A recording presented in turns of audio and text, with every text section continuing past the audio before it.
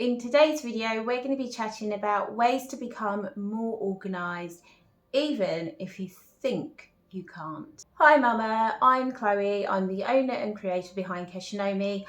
I'm also a wife and a work from home mum of 3. Now, this video is for you if you're new to planning and are kind of feeling overwhelmed by all of the choices that are out there, or you've tried planning but you've failed. Either you've got a planner that has just loads of blank pages in it by the time you've got to the end of the year because you just haven't used it, or perhaps you think you're just not the planning type. You're unorganised or disorganised and it's just not for you. It's for those achievers, A-types, personalities who are just really good at setting goals and smashing them, and that's maybe you think you're not that.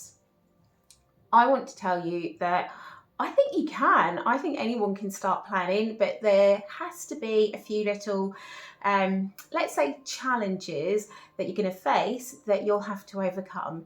Now, I'm kind of new to planning, but not, which I know sounds like a contradiction, but I first started using a planner back in 2005, and it was actually a Filofax domino planner, which this has seriously, it's seen better days. The leather is just kind of, and it's really tatty inside as well. But I first got this when I started as a freelancer. I'm pretty sure I picked it up in a department store in the sale and thought, oh yeah, that'd be handy for me to just jot down different networking events that I'm going to, or client meetings that I have, or project deadlines. And it was really just, because it's so small, it's a pocket-sized organiser, it really was just a way of me keeping a track of different dates and to-dos for each day. And I have to say, I did use this pretty religiously until around 2010 when I had my first child.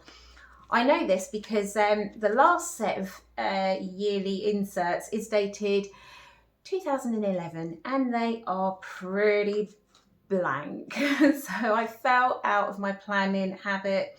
Maybe it was like new mum brain, maybe it was that pocket size just wasn't going to cut it anymore. I'm not really sure what happened, but I fell out of the planning habit. Now, for my business, I will say that from around 2011, I did start using a moleskin journal, and this one is a gridded one. But I didn't really use this for planning. This was more as a creatives journal that I could use to jot down any meeting notes where I've met with clients, or plan out different projects or customer journeys for a website, because I had a web development company. So having this grid layout, this is an A5 size moleskin, was really handy for work, but I wasn't using it for planning. Now in 2018, I decided that I did need a planner to help me keep on track of business and family life and whatnot. So in 2018, I got this rather gorgeous, I think this is it's an Orgenzio planner by Paperchase. It's a bit smaller than A4, which I thought this is a great size. I loved the beautiful cover. It has, let's find a spread that isn't scribbled on. It has a week on one page, horizontal, and then I suppose notes on the other side. And I didn't do too well, I have to be honest. There's loads of blank space in this, so much so that last year I picked this up to use as a brain dump notebook to just jot things out and scribble out ideas and things that I didn't really want anywhere. Didn't want in anything that was like really planning it out. I just wanted to like scribble down ideas and stuff as a quick brain dump, and that's what I started using this for. However, I wasn't deterred. In 2019, I bought another one, but I couldn't find the right size. So I had to get an A4. And again, I didn't do too well in this. And I was at a point where I thought, well, I'm clearly just not the planning type. I've tried it, I've failed, I'm obviously not very good at planning, I may as well give up, kind of thing. But actually, I didn't want to be completely deterred from planning. So I thought, you know what, I have to figure this out. Life is going to get chaotic with 3 kids and they're all school age now and keeping a track of all of the clubs and the this and that and the other. I have to get this figured out. So I took my mistakes that I'd made, like this was too small for family life, so I knew I needed something that was going to be a bit bigger. Took my mistake from this one, which the only reason I bought this was because it was heavily reduced in the January sales. And the only reason I bought this one was because I'd already started with this and I thought, well, you know, it must be me. I'm going to give it a second go. Couldn't find it in this size, so I ended up having to get this A4 size, which is way too big. And also another thing, I thought another mistake I made, so aside from it being too big and aside from sort of sticking with something because the first one I got was on sale, another mistake I thought was that this is dated and it's bound, and when you see all of that blank space where you've maybe skipped a week, it's really disheartening and it makes it even more difficult to get back on your planning, on the planning wagon, shall we say. So I kind of took the mistakes and decided that a binder would probably be the best option for me. Not too big, so maybe an A5 size binder, and I can buy, because I remembered from my Filofax days that I could buy inserts, and I thought they must do undated inserts. So my search began on Amazon, because let's face it, Amazon is kind of like a giant search engine for things that you need to buy. And I don't know how, but the Filofax Clipbook came up, and when I saw this, I was like, oh, this is brilliant. It's A5 size, great. It comes with some inserts in there already. It's a binder, so I can add and remove, and the inserts were undated. Brilliant, problem solved. So I didn't just buy one, I didn't just buy 2. I bought 3 of the things, not all at the same time. I bought this one first and I used this in 2020. And then this was great for work stuff. But then I thought, well, maybe I need to separate planning out from like work ideas and project planning and whatnot, and actually have something that I can use as a schedule. So I bought another one, which I kind of didn't use. The second one became my like spiritual journal. And then I bought the third one, which is, this is actually my planner for keeping on top of day-to-day family and work admin and things that I need to do. So that, in a nutshell, trying to like whiz through it, is my planner journey and some of the mistakes I made. So I've made a list of the do's and don'ts, which I hope are going to help you if you're new to planning, if you're feeling so overwhelmed that you don't know where to start, because let's face it, there are a lot of options out there. Like me, I just picked a planner because it was on offer. My decision was made, but it wasn't the right planner for me. So I've got a list. Some of the don'ts. Don't pick what someone else is doing without researching if it's right for you. If you type in planner or planner babe into, say, Instagram, you're going to see loads of gorgeous aesthetic photos of these beautiful planners, and you may think, oh, I want a Louis Vuitton planner, or I want the happy planner, or this, that and the other planner, because like I want to create this whole lifestyle around it.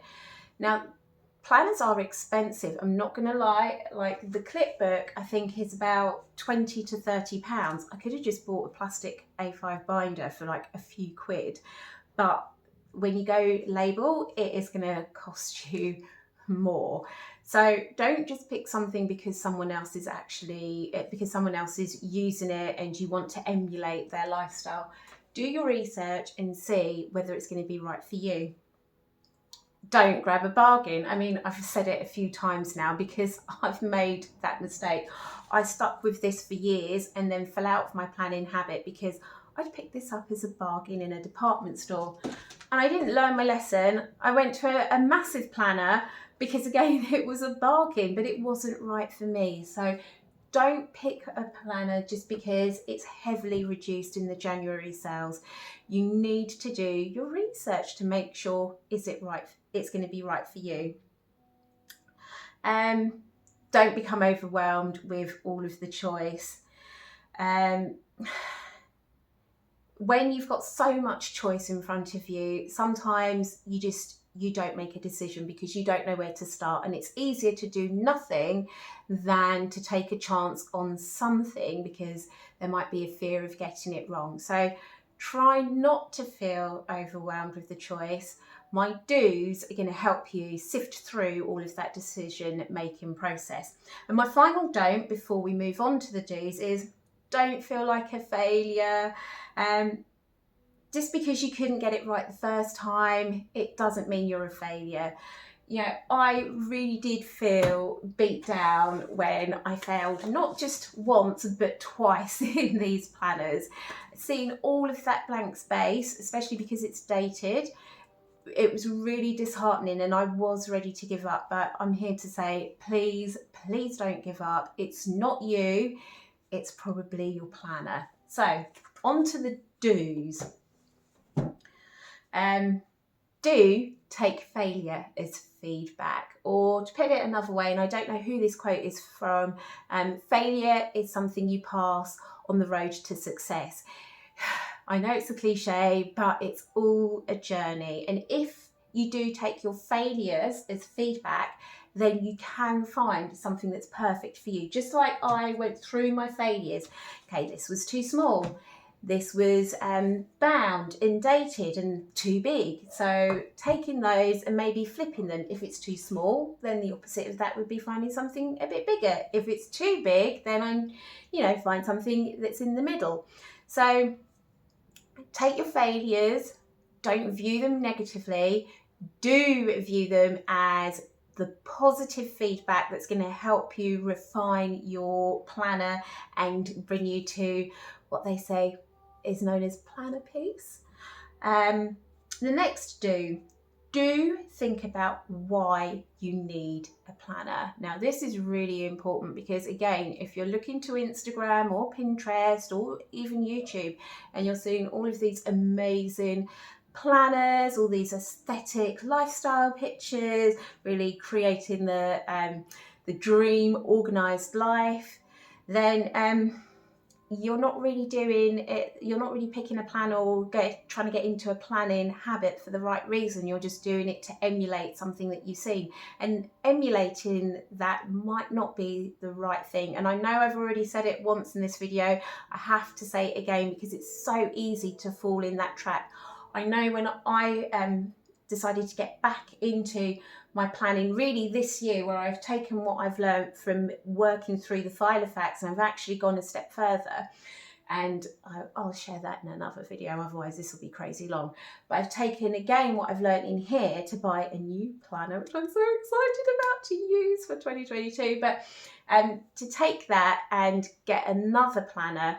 And again, I was like, oh my gosh, so much choice. I want this planner, I want that planner, I want a beautiful Filofax taupe leather planner. And it's like, that's not me. Like, have a look at my planners. They are all these kind of pastel colours, or they're just these like beautiful things. I need to see something beautiful because I'm going to want to use it. So yeah, don't try and emulate someone else if it's not the right thing for you. This is your planner, so think about why you need a planner. Do you need to plan out your work schedule? Do you need to plan out family life? Does it have to do both? Do you need to do meal prep in there? Are there habits that you want to build and therefore track? Once you start thinking about why you need the planner and how you're going to use it, that's going to help you to make a decision, and it's going to help you to sift through all of the choice and be like, well, no, because this doesn't allow me to add in, say, a fitness tracker or a meal planner. Next one, think about the size you need. As I've already said here, these planners didn't work for me. The Filofax pocket size or this massive A4 planner, because, you know, I just don't want to lug this around. This wasn't big enough for family and work life. So think about, again, why do you need your planner? Once you've answered that question, you'll know what kind of size planner you're going to need. And think about the layout. There are so many different options for layouts when it comes to if you're going down the insert route or whether you're going down the hardbound route. You need to think about how you're going to plan, which again comes back to, why do you need your planner? Do you need it for work and you'll say you're like a hairdresser or a beautician or someone who's got a lot of different appointments going on in the day? Then you're probably going to need a day on one, and you're probably going to need like an hourly timed day on one so that you can put all of your appointments in and see them at a glance. For me, I don't have that. I need to see what's going on for the week so that I can see what the kids are doing, what am I doing, what's my husband doing. So a week on 2 pages works brilliantly for me, whereas if I had a daily planner, that would be a lot of wasted space, to be honest. So again, think about the layout, come back to your why so that you can think about which layout style is going to work best for you. Pick a cover. This is another do pick a cover that you absolutely adore. Again, try not to pick something that's a bargain in the sale, because you may not really like it, you just liked the price. But if you pick a planner cover that is beautiful in your opinion, to your eyes, it's aesthetically pleasing, then you're going to want to use it. Like this, I want to use it. I like to see it on my desk. I like the marble pattern, and I've added some little tassel paper clips as my page marker. When I see this, I want to use it. When I see this, I want to chuck it in the bin. It's seen better days, like the red is not me, and there's just so much about this that's just not me. It's so serious and boring, but that's what I thought I had to be back then. Anyway, do pick a planner that you find beautiful, because you're going to want it out on your desk, and when it's in sight, you're going to be reminded to use it. If it's ugly and you're just like, chuck it in the bag, I don't want to see that ugly thing, then out of sight, out of mind, you are not going to use that thing. And my last one, start small. So when I say start small, I don't mean start with a small planner. I mean start small in terms of what you want to start planning. Again, you're going to see a whole lot of amazing stuff on Instagram, Pinterest, YouTube, all of these amazing planner spreads where someone has used all of these beautiful different stickers, or maybe they have beautiful calligraphy style handwriting. There's all of this beautiful hand lettering in their planner, and maybe they've got the washi tape thing going on and it's just looking amazing. And they're planning out their meals for the week, and their kids pack lunches, and they're planning out family outings, and they're planning out all of their business stuff and their social media diary and all of the things. And you're going to try and do all of that to start with? No, you're not. You're going to feel overwhelmed. So start small. Start with the most important aspect that you need to get organised right now. For me, it was the fact that I have 3 kids, they're all at school, and there's been more than one occasion where I've not realised there's an inset day and nearly sent them into school, or I've missed a I got the non-uniform day wrong because the date was changed at the last moment and I hadn't had it updated in my calendar. and I sent them into school in non-uniform, when in fact the non-uniform day was the following week. So embarrassing. So yeah, I knew that I needed to get family life on track. So I started, that's where I'm starting small at the moment, getting family life on track and jotting in some of the business related stuff that I need to do. But once I've got my family life part of planning organised, then I can start adding other aspects like social media organising, family meal planning, fitness planning, all of those kind of things. So I think that that's it. I know it's a long list and I want to keep this video quite short, so I'm going to leave it there. I'm also going to create an accompanying blog post so that you've got the don'ts and the do's to hand to help you become more organised.